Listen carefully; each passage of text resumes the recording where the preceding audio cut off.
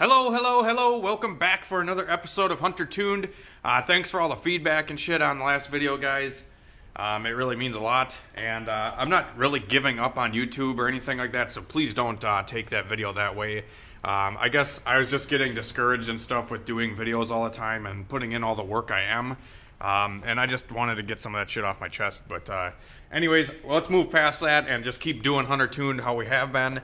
And I think I'm actually going to work on my Mustang today, and we're going to check out and see if we can't get the Mustang coolant leak fixed, because the radiator cap has been leaking, I think, ever since I put the damn thing together, and I believe that's why the car has been overheating. So I'm going to go pick up a new radiator cap for it, and then I'm going to pull it in the garage, fill it up with coolant, and then I'm going to hook up the laptop to it, and we're going to check out some Microsquirt tuning. The Mustang that I have currently is running on a Microsquirt, which is like modified for an LS motor already, and you can just buy it as like a kit that you wire yourself for $395. You can't really beat it for the money, for sure. It has two-step capabilities and like a few inputs and outputs, but nothing crazy. I'm hoping I can integrate some of the racing stuff with that software. I haven't dug into it a whole lot, but I'm going to kind of go through it a little bit today, and we're going to go drive around in my Mustang.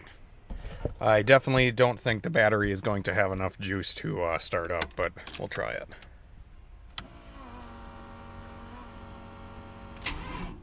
Yeah, no way. Hopefully it has enough to pop the trunk at least. Oh yeah. Mint. I have to hook up the battery charger to this beast.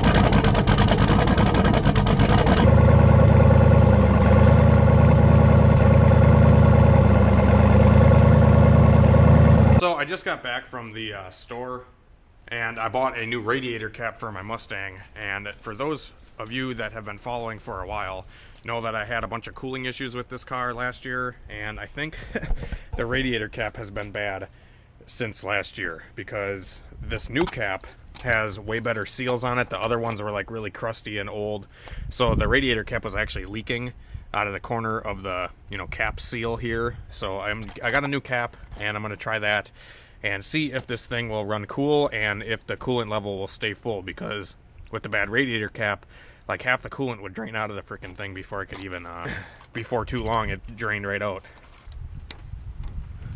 Alright guys, we are in the Mustang, and I got a wideband installed into it finally. So yeah, she's a little rich right now because I have pump gas in it.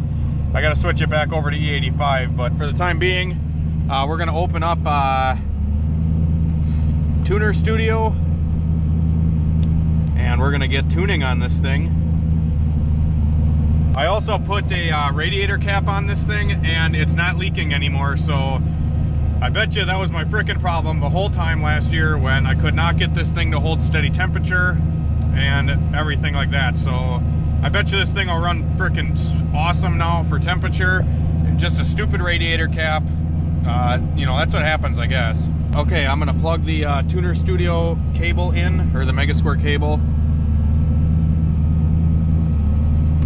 See if we can get some readings. Look at that. We got AFR live, we got everything. 194 degrees, look at that. It's been sitting here for like 10 minutes too. That temp is fucking mint. Alright, let's go to fuel settings here. VE table is where we're going to do a lot of our fuel adjustments. And you can see we're running right around in this area here. I'm actually going to take the whole map and take some fuel out of it because it's on pump gas right now. So right click and then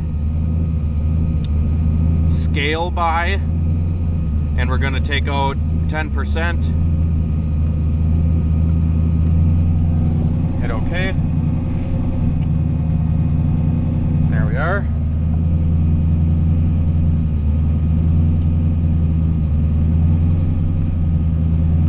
take out another 10.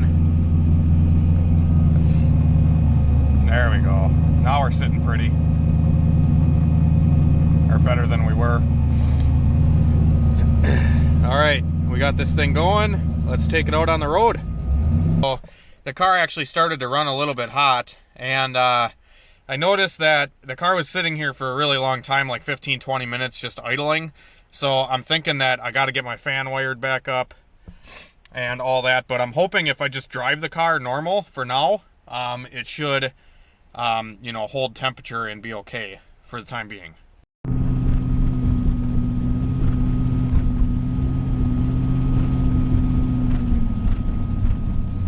Well, I'm out here driving this thing, and it's still running hot, so I gotta get a fan on it of some sort. So I'm just limping it home right now. The battery's also really weak. I can't get it to hold a charge, so if I shut it off, I gotta get a jump. And I actually had my dad come and jump me twice now, because I shut it off like an idiot, because it was running hot. So I don't know, I gotta get the fans wired up again.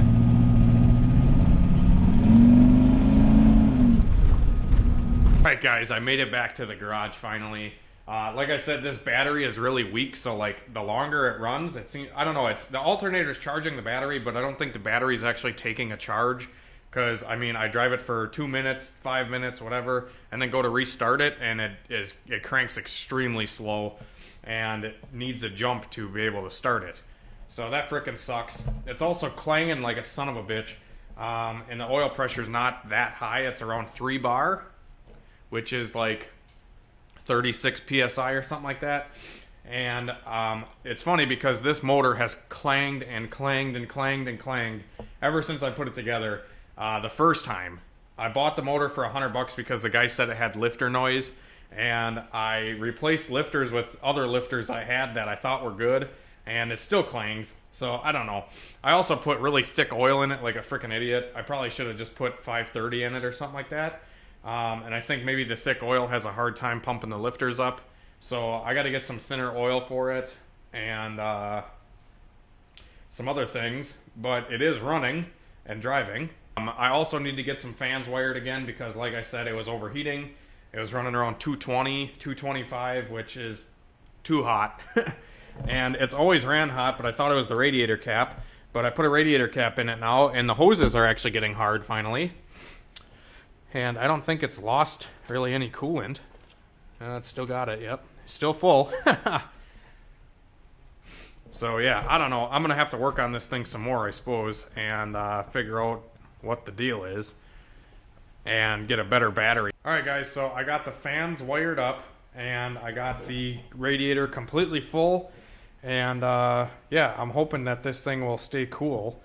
And I'm just going to let it run for like a half hour and see if it'll hold good temperature or not. So yeah, I'm going to get this thing fired up now that the fans are plugged in, and we'll see if it holds good temp or not. Guys, I'm currently letting the car run, and it's been running 15 minutes now, and you can see the coolant temp is at 196. So yeah, but ever since I put this car together, I've had a lot of issues with the tuning. Like wide open, it's completely fine. It runs exactly what I tell it to. It's consistent.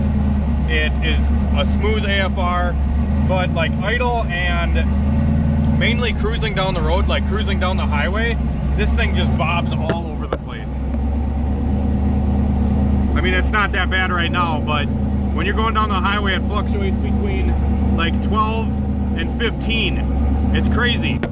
So I don't know if like the injector dead times here have a lot to do with it. I've been playing with it to see if it'll smoothen out at all, and I can't seem to get it to smoothen out whatsoever. So if anybody knows Microsquirt better than I do and wants to know, or wants to help me out maybe with some Microsquirt tuning with decapped fuel injectors, that would be awesome. I had this injector dead time, this top one here.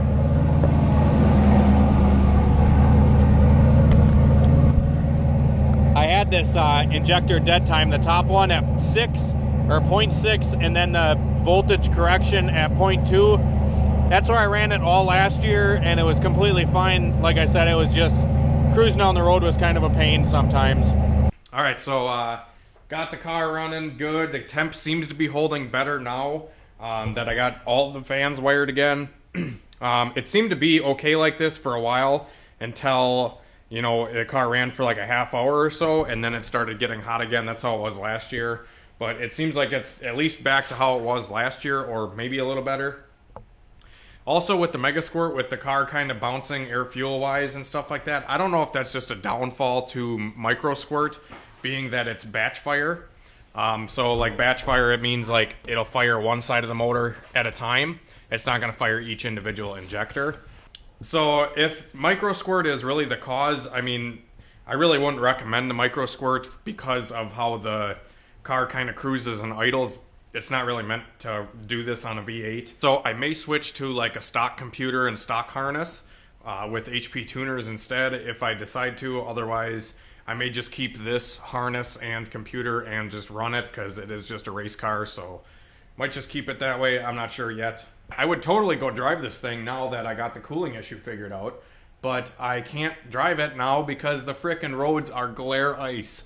It is like freezing rain outside right now, and totally a no-go, especially with drag slicks. These guys are just out here pouring salt. The roads are literally an ice skating rink right now. And I have no windshield wipers either. I'm frickin' jonesing to drive this thing. So anyways, I'm actually heading over to my buddy's house that works at a junkyard, and he got me a Z6 bottom end finally, so we can finally start working on that. We can start assembling the Z6 and get working on the customer's EG hatch. Alright, now we're working on a Junkyard Z6 bottom end, because this thing, I got it from the junkyard, and yeah, it's got some frickin' chocolate milk in the oil, and we're going to tear it down quick and see if it's any good. I hope it is.